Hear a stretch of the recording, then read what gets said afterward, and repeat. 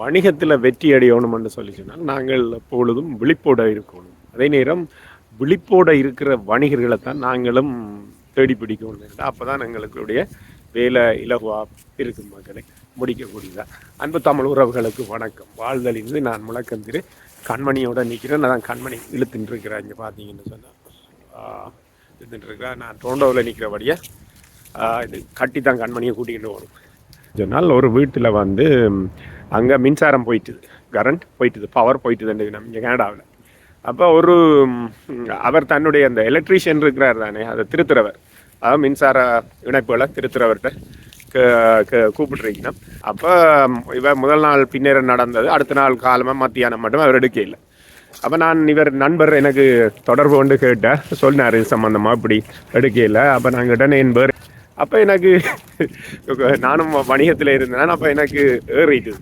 அப்போ நான் சொன்னேன், பிள்ளைகள் எல்லாரும் இப்படி இருட்டுக்குள்ள யார் நடையிலும் இருக்க போகிறீங்க, வேற ஒரு ஆளாக கூப்பிடக்கூடாதா, 18 மணித்தியாலம் தொலைபேசி அழைப்பு எடுக்க முடியாத ஒருவர் வந்து இலவசமாக செய்தால் கூட நான் விடமாட்டேன். என்னென்னு சொன்னால், அவருக்கு 18 மணித்தியாலம் ஒரு இணைப்பை ஏற்படுத்தணுமென்ற அறிவு, வணிகத்தில் அறிவில்லாத ஒருவர் வந்து திரும்ப வந்து எப்படி அதாவது மின் இணைப்பை வந்து ஒழுங்காக செய்வார்? அந்த தன்னுடைய தொழிலில் கூடி எப்படி அவர் அறிவாக இருக்க முடியும்? அப்போ அப்படியான கேள்விகள் எழுப்பினோன்னா அவர் வேறொரு ஆள் கூப்பிட்டு அந்த மின் இணைப்பை செய்து விட்டார். நான் என்னென்னு சொல்லி சொன்னால், அதான் நாங்கள் வணிகத்தில் இருக்கலாம், சரிதானே, அதில் அறிவான ஆக்களாகவும் இருக்கணும், நேரத்துக்கு எங்களுடைய அந்த தொடர்புகளை வந்து பேணக்கூடிய ஒரு ஆளாகவும் இருக்கணும். சும்மா உதாரணத்துக்கு நான் சொன்னேன் என்னென்னு சொல்லி சொன்னால், நாங்கள் அதுக்காக இந்த நேரம் தொலைபேசி எடுத்து பார்க்கணுமெண்டு இல்லை. நானெல்லாம் முந்தி அதாவது டோண்டோவில் இருந்து பரபரப்பா, அதாவது பிஸி என்ற ஆங்கில வார்த்தை தமிழில் பரபரப்பு அப்படின்னு சொல்லலாம். அப்போ பிஸியாக பரபரப்பாக வீடு கொண்டிருக்கும் போது நான் என்னுடைய வாடிக்கையாளர்களுக்கு சொல்கிறது, 40 நிமிஷத்தில் நான் உங்களுக்கு கால் ரிட்டர்ன் பண்ணுவேன், நீங்கள் என்னை அழைச்சி 40 நிமிஷத்தில் நான் திருப்பி அழைப்பேன். அப்படி இல்லைன்னா எனக்கு ஏதோ நடந்துட்டு, விபத்து நடந்துட்டு அப்படின்னு நீங்கள் நினைக்கலாம் என்று சொல்லி சொன்னால், அந்த துறையில் வந்து அப்படி தான் இருக்கணும். வேண்டாம், மக்களுக்கு கேள்விகள் எழுந்தால் அதுகளை வந்து உடனடியாக தீர்த்து வைக்கணும்.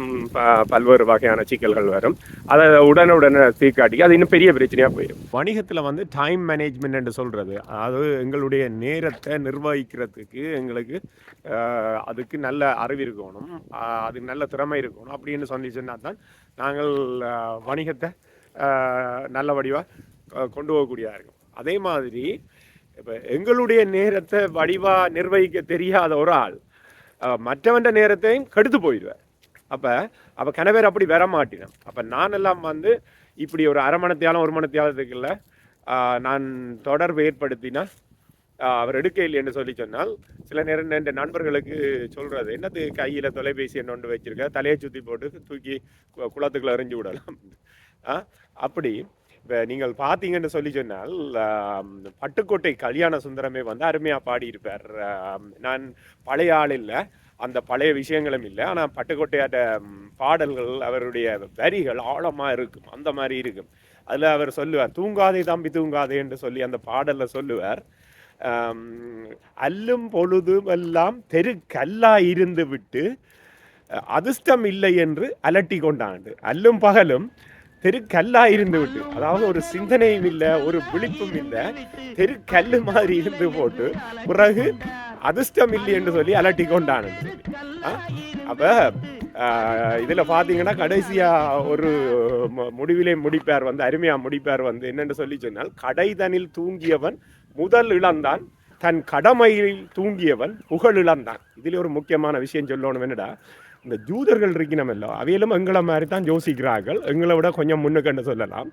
அவை என்ன துறையில் இருந்தாலும் அந்த துறையில் டாப்பாக இருப்பினும், நீங்கள் லாயர்ஸ் என்று சொல்லி நீங்கள் பார்த்தீங்கன்னு சொல்லி சொன்னால், அவங்க இந்த இதில் நீங்கள் இமிக்ரேஷன் லோவாக இருக்கலாம், கிரிமினல் லோவாக இருக்கலாம், இந்த லோவிலையும் வந்து ஜூத இன வழக்கறிஞர்கள்லாம் முன்னிலையில் இருப்பினோம். அதே மாதிரி விநியோகம் என்றாலும் சரி, வேறு வேறு பத்திரிகை துறை என்றாலும் சரி, அவங்க வந்து எப்படியாவது இருந்துருவாங்க. அதே மாதிரி தான் நாங்களும் எப்படியாவது ஏன்னா சொன்னால் அது அதாவது வந்து எந்த நேரம் ஃபோனை பார்த்து கொண்டு இருக்கிறது, இந்த நேரம் தொடர்பில் இருக்கிறதண்டு இல்லை. இந்த இந்த பசித்திரு விழித்திரு என்று சொல்லி விழித்திரு என்று சொல்லி தமிழீழ தேசிய தலைவரும் அப்படி தான் சொல்லியிருப்பார். விழிப்புத்தான் விடுதலைக்கு முதல் படி என்று சொல்லி 91ஆம் ஆண்டு பெண்கள் நாள் செய்தியில் வந்து சொல்லி எங்களுக்கு நல்லா தெரிஞ்சிருக்கணும் இந்த துறையில் இருக்கிறோம்னு சொல்லி சொன்னால். அப்போ இதில் பார்த்தீங்கன்னா தொடர்பு துறைன்றது வந்து தனியாக ஃபோனை வச்சுக்கொண்டு அதை சுரண்டி கொண்டு இருந்தால் மட்டும் போதாது. அதை வந்து நாங்கள் வந்து எங்களுடைய நேரத்தை வடிவாக நிர்வகிக்க தெரியணும் மகளே. அதில் தான் இருக்குது நம்முடைய வெற்றி. அப்போ நீங்கள் பார்த்தீங்கன்னு சொல்லி சொன்னால் தமிழீழ விடுதலை புலிகளும் வந்து கிட்டத்தட்ட 32 இயக்கங்கள் இருந்தது. 32 இயக்கங்களுக்குள்ள கடைசியாக ஒரு இயக்கமாக அவைகள் வெற்றிகரமாக பரிணாமித்து வந்தேன்னு சொல்லி சொன்னால் தலைவருடைய அந்த தொடர்பாடல் எப்பவும் வந்து இந்திய இராணுவ காலத்திலிருந்தும் முதலே வந்து எப்பவும் வந்து தன்னுடைய போராளிகளில் எப்படி ஒரு தொடர்பாடல் வந்து அந்த மாதிரி வச்சிருப்பார். அப்போ உலகத்திலேயே சொல்லுவினோம் வெளிநாட்டாக்கள் ஒரு அறிஞர் பேராசிரியர் ஒரு யாழ்ப்பாண பல்கலைக்கழக பேராசிரியர் சொன்ன கதையை சொல்கிறேன். உலகத்திலேயே 2 அமைப்புகளுக்கு தான் வந்து நான் முந்தியும் இதை சொல்லியிருப்பேன் பல இடங்களில். 2 அமைப்புகளுக்கு தான் வந்து தொடர்பாடலில் வெற்றியானார்கள். ஒன்று விடுதலை புலிகள், மற்றது வத்திக்கான் இந்த கத்தோலிக்க திருச்சபை. அப்போ கண்மணி இழுக்கிறார், நான் அப்புறம் ஆடி ஆடி கதைக்க வேண்டியது. அப்போ என்னென்னு சொல்லி சொன்னால் போப்பாண்டவர் இங்கே வத்திக்கானில் பேசினான், இத்தாலியில் வத்திக்கானில் பேசினா அவற்றை பேச்சு வந்து மன்னார் காடுகிறா கேட்கும். அதே மாதிரி விடுதலை புலிகளுடைய தலைவர் வேலுப்பிள்ளை பிரபாகரன் அவர்கள் வன்னி காட்டுக்குள்ள பேசினார் என்று சொல்லி சொன்னால் வத்திக்கான் வரையும் கேட்கும்.